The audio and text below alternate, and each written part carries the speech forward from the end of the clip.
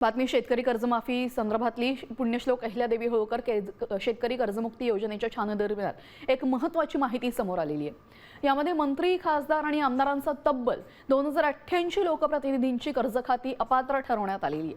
तसंच सरकारी अधिकारी, कर्मचारी, महामंडळ, संस्था, सहकारी संस्था यामधील पदाधिकाऱ्यांचे एकूण 21,97,666 कर्जदार या योजनेसाठी अपात्र ठरल्याची माहिती सहकार विभागाच्या आकडेवारीतून स्पष्ट झालेली आहे।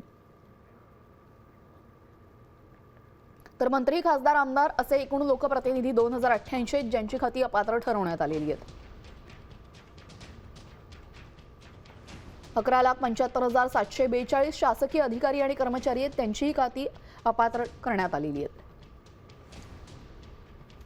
महामंडळातील कर्मचारी आहेत एकूण 1,76,000 त्यांची खाती सुद्धा अपात्र करण्यात आली असून स्थानिक स्वराज्य संस्थांचे कर्मचारी 7,31,113 आहेत, त्यांचीही खाती अपात्र ठरवण्यात आले।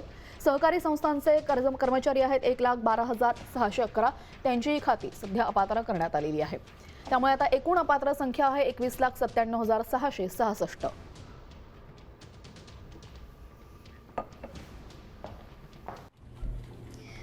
मी नेहमी फक्त साम टीव्हीच पाहते, कारण त्यांच्या बातम्या मला रिलेट करतात।